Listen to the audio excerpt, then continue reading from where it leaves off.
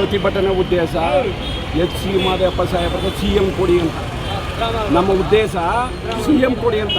ಏನಕ್ಕೆ ನಾನು ಈ ಮಾತು ಹೇಳ್ತೀನಿ ಅಂದರೆ, ಚಾಮರಾಜನಗರ, ಮಂಡ್ಯ, ಹಾಸನ, ಮೈಸೂರು, ಕೊಡಗು ಈ ಭಾಗದಲ್ಲಿ ಅತ್ಯಧಿಕವಾಗಿ ಕಾಂಗ್ರೆಸ್ ಜಯಬೇರಿ ಬಾರಿಸ್ತಾರೆ. ಆ ಜಯಬೇರಿ ಬಾರ್ಸಕ್ಕೆ ಯಾರು? ದಲಿತರು. ಇವತ್ತು ಓಟ್ ಹಾಕಿರೋದ್ರಿಂದ ಕಾಂಗ್ರೆಸ್ ಮುನ್ನಡೆ, ಇಲ್ಲಾಂದರೆ ಯಾವತ್ತೂ ಹಿನ್ನಡೆ ಆಗೋದು ಕಾಂಗ್ರೆಸ್. ನಾವು ಸಿದ್ದರಾಮಯ್ಯ ಅವ್ರಿಗೆ ನೇರಾಗಿ ಹೇಳ್ತೀವಿ, 40 ವರ್ಷ ಸುದೀರ್ಘ ರಾಜಕಾರಣದಲ್ಲಿ ಮಾದೇವಪ್ಪ ಸಾಹೇಬ್ರು ಇನ್ನು ಹೆಜ್ಜೆಗಿಟ್ಟವ್ರ. ಇವತ್ತು ನೀವು ಅವ್ರನ್ನ ಮುಖ್ಯಮಂತ್ರಿ ಕೊಡಿಸಿ. ನಿಮ್ದು ಹೋರಾಟ ಏನು?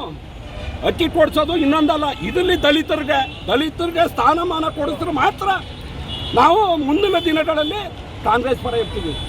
ಇಲ್ಲ ಅಂತಂದ್ರೆ ಸಿದ್ದರಾಮಯ್ಯ ಅವ್ರ ಮಾತನ್ನು ಕೇಳಲ್ಲ, DK ಅವ್ರ ಮಾತನ್ನು ಕೇಳಲ್ಲ, ಯಾರ ಮಾತನ್ನು ಕೇಳಲ್ಲ. ಹೈಕಮಾಂಡ್ ನಮ್ಗೆ ಅವಶ್ಯಕತೆನೇ ಇಲ್ಲ. ಹೈಕಮಾಂಡ್ ಸಿದ್ದರಾಮಯ್ಯ ಅವರೇ. ಸಿದ್ದರಾಮಯ್ಯ ಅವರು ಇವತ್ತು ನಿರ್ಧಾರ ಕೊಡಿ, DKಗೆ 1 ವರ್ಷ ಕೊಡಿ, ದಲಿತರಿಗೆ 1 ವರ್ಷ.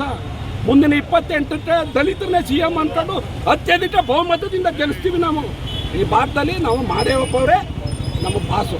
ಪ್ರಸಾದ್, ಧ್ರುವನಾರಾಯಣ ಬಿಟ್ರೆ ಈ ಭಾಗದಲ್ಲಿರೋ ಏಕೈಕ ವ್ಯಕ್ತಿ ಅಂದರೆ ಎಚ್ ಸಿ ಮಾದೇವಪ್ಪ ಅವರೇ. ಇವತ್ತು ನಾವೆಲ್ಲ ಅಗಲಿರುಳು ಅವ್ರ ಪರ ಶ್ರಮಿಸಿದ್ದೀವಿ. ಯಾವುದೇ ಜಿಲ್ಲಾ ಪಂಚಾಯತ್, ತಾಲೂಕು ಪಂಚಾಯತ್ ಯಾವುದಲ್ಲೇ ಆಗಲಿ, ಗ್ರಾಮ ಪಂಚಾಯತಿಲಾಗಲಿ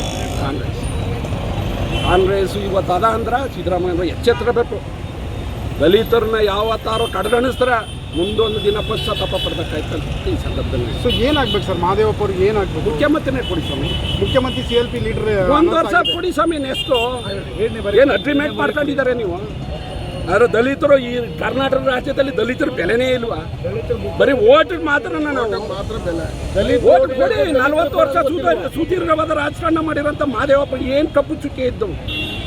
ಒಳ ಮೀಸಲಾತಿ ವಿಚಾರದಲ್ಲಿ ಎಲ್ಲೂ ಕಪ್ಪು ಚುಕ್ಕಿ ಬರ್ತಿದ್ದಾರೆ, ವರ್ತಿಸಿದ್ದಾರೆ.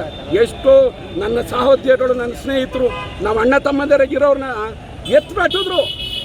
ನಿಭಾಯಿಸಿದಂಥ ಏಕೈಕ ವ್ಯಕ್ತಿ ಸಿದ್ದರಾಮಯ್ಯ. ಒಳ್ಳೆಯ ಹೆಸರು ತರಲಿಲ್ವ ಸರ್? ಒಳ್ಳೆಯ ಹೆಸರು ಮಾಡಿಲ್ವ ಅವರು? ಇನ್ನು ಯಾಕೆ ಮಾದೇವಪ್ಪ ಅನರ್ಹರು ಅವರು? ಕೊಡಿ 1 ವರ್ಷ ಮುಖ್ಯಮಂತ್ರಿನ. Thank you. ತಪ್ಪೇನು?